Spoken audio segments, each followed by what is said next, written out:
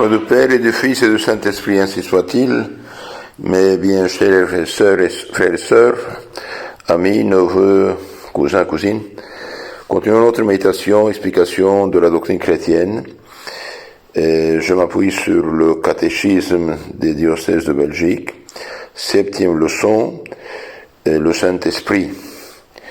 Dans le credo, nous disons « Je crois en Dieu, le Père Tout-Puissant, Créateur du ciel et de la terre, et en Jésus-Christ, son Fils unique, notre Seigneur, etc. » Et puis on ajoute « Je crois au Saint-Esprit ».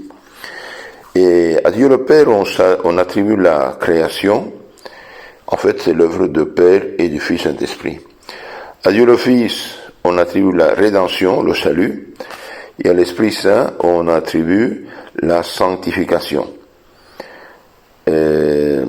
Cependant, tout ce que fait Dieu en dehors de soi est œuvre du Père et du Fils et du Saint-Esprit. Nous avons vu dans les leçons antérieures que Dieu est un, Père, mais il est trois, trine, Père, Fils, Esprit Saint. Dieu pense, on l'appelle Père, sa pensée, sa sagesse, son intelligence, sa parole, interne à lui et co-éternel avec lui, on l'appelle Fils. Et Dieu, Père et Fils, s'aiment d'un amour infini, substantiel. Ce amour personnel de Père et de Fils, on l'appelle Esprit Saint.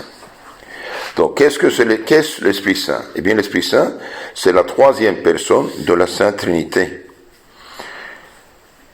Qu'attribue-t-on spécialement au Saint-Esprit? On attribue spécialement au Saint-Esprit la sainteté et l'œuvre de notre sanctification. En fait, c'est l'amour substantiel du Père et du Fils qui nous sanctifie, sous le nom du Saint-Esprit. On attribue spécialement au Saint-Esprit la sainteté et l'œuvre de notre sanctification. Le Saint-Esprit est-il descendu visiblement sur la terre? Oui, le Saint-Esprit est descendu visiblement sur notre Seigneur Jésus-Christ le jour de son baptême, sous la forme d'une colombe. Et aussi, il est descendu sur les apôtres le jour de Pentecôte, sous la forme de langue de feu. Quand Jésus est descendu dans l'eau Jourdain, Dieu Père a parlé en disant « Celui-ci est mon Fils bien-aimé » et l'Esprit Saint est descendu sur lui en forme de colombe. Et aussi, il est descendu le jour de Pentecôte en forme de langue de feu. Le feu, vous savez, illumine et purifie, symbole de la illumination par la foi et purification des âmes. Comment le Saint-Esprit agit-il dans l'Église? Eh bien, le Saint-Esprit anime et vivifie l'Église. Il la dirige infailliblement dans la voie de la vérité et de la sainteté. Il est comme l'âme de l'Église. Donc l'Esprit Saint vivifie l'Église. Tout chrétien qui est baptisé et n'a pas péché gravement, eh bien, il est temple et demeure du Saint-Esprit. Il est vivifié par la sainteté.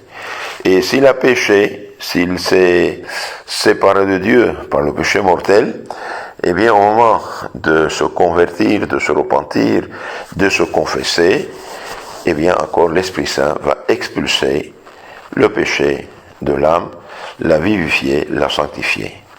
Notre Seigneur, le jour de sa résurrection, a apparu aux apôtres et il leur a dit « Recevez l'Esprit Saint, ceux à qui vous pardonnez les péchés le seront pardonnés, et ceux à qui vous le retenez seront retenus. » Donc l'Esprit Saint vivifie l'Église, sanctifie les âmes. Pour cela on dit votre corps, dit Saint Paul, est temple du Saint-Esprit. En fait, Père, Fils, Esprit Saint sont inséparables toujours. Même quand on est baptisé, qu'est-ce qu'on dit? Je te baptise, Pierre ou Paul ou Marie, au nom du Père et du Fils et du Saint-Esprit. Quand on marie, je vous unis en mariage au nom du Père et du Fils et du Saint-Esprit. Quand on est confirmé, eh bien, je te signe au signe de la croix, au nom du Père et du Fils et du Saint-Esprit. Et quand on reçoit le pardon des péchés, le prêtre dit, je vous absous de vos péchés, je vous pardonne vos péchés, au nom du Père et du Fils et du Saint-Esprit. Donc l'Esprit Saint vivifie l'Église, Il dirige l'Église dans la voie de la vérité et de la sainteté, et il est connu comme l'âme de l'Église. Il peut y avoir malheureusement des chrétiens pécheurs, même des dirigeants qui pêchent, mais l'Esprit Saint ne permet pas de proclamer l'erreur comme parole de Dieu. Pour cela, depuis le pape Pie XII, il n'y a aucun dogme nouveau, donc ce qui n'est pas correct, ça tombe sur le compte des hommes. Hein. Comment le Saint-Esprit agit-il dans les fidèles? L'Esprit Saint habite dans les âmes des fidèles par ses grâces et ses dons. Il les éclaire, les fortifie, les dirige et les sanctifie. Donc l'Esprit Saint habite dans les âmes des fidèles par ses grâces et ses dons. Toute âme baptisée et toute âme qui a péché mais qui s'est retournée, s'est confessée, a été pardonnée, a été purifiée, et bien reçoit la grâce, la sainteté. En même temps que la grâce, elle a la foi vive, l'espérance vive, et elle a la charité avec l'Esprit Saint. Mais aussi, elle a les dons du Saint-Esprit, les 7 dons du Saint-Esprit, et les vertus morales infuses, la prudence, la force, la tempérance et la justice.